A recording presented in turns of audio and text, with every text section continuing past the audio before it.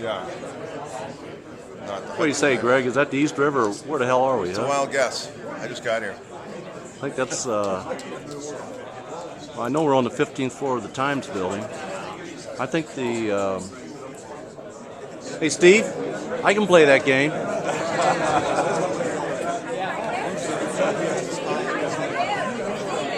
Hi, Sharon. How are you? Good. See this right here? Yeah, well, not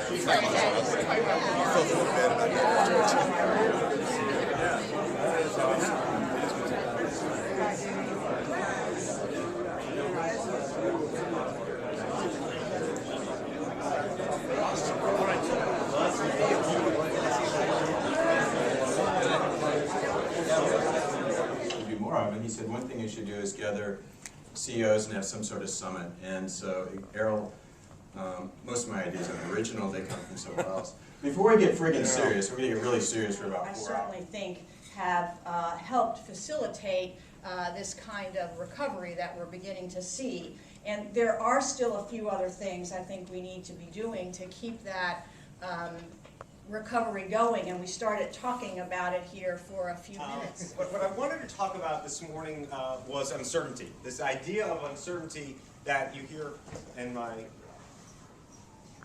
lavalier's not on. Time being an uncertain time. But you know, all time is uncertain, and I think this speaks to this issue better than anybody else.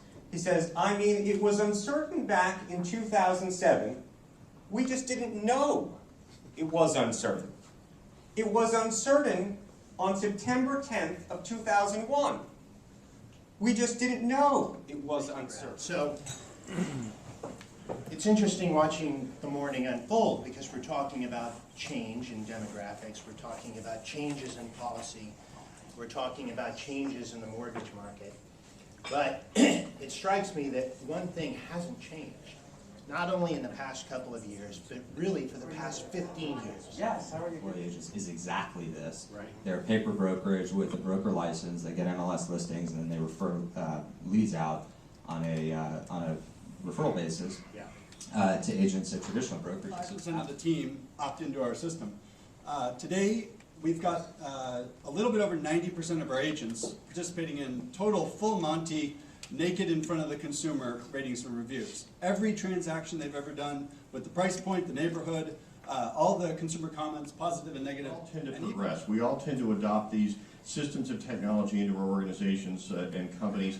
And what we find is that, to the earlier comment back here about scalable, technology is only a limited opportunity to gain an advantage on somebody else. Developers this year, and it'll be available next year. And it basically functions as a heads-up display for the real world as you look ahead, and you can unlock digital information about things you're looking at in the real world. I'm going to play you just or small businesses that want to make loans are matched, like Match.com for getting a mortgage right online. So every step of the process, there are insurgents that are coming in with a service that somehow connects this process into a larger digital domain.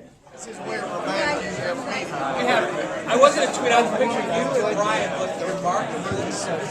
Wait, I have a picture. I'm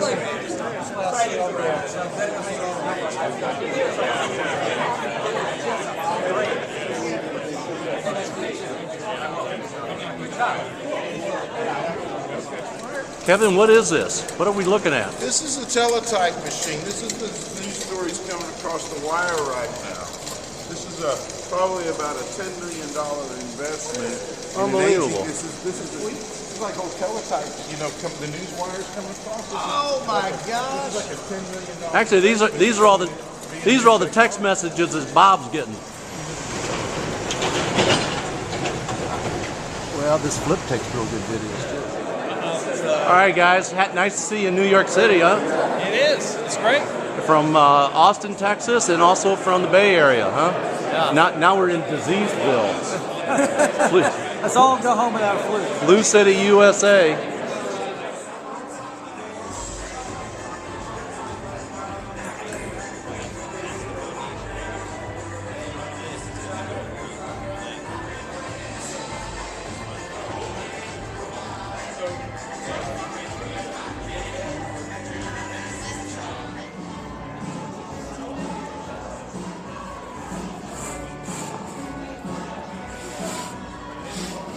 inside and outside the industry.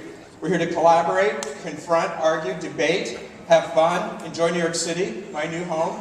I'm like a kid in a candy shop. It's like when I first saw the internet in 1996, it's like, oh my God, this place is friggin' putting technology together. It's a matter of evangelizing, adopting, and it's imagining a world without this, which is a disgrace to the consumer, and which we are proudly supporting all the time.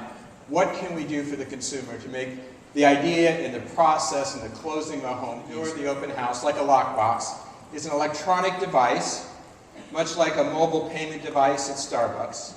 And I simply swipe my phone. Tiny device, kind of like stuff, my loan pre-approvals, my credit history. It all again sits in the cloud in what I'll call a home domain portfolio. We could come up with something sexier than that, but let's call it that for now. Which I control just like my Dropbox account. So what happens next? We mash up my personal financial information with the home data. Instantly it's mashed up. So it pre-populates a purchase offer and a formal loan application. It then sits in kind of a pending status in my home. So I have an esteemed group here. You're going to see their names up here, so I don't mispronounce them. So what I asked these four folks to do is help us. This is a group enterprise. That our sort of front-end technology offers them sort of the experience and UI that they want to experience when they do search or they're on our web.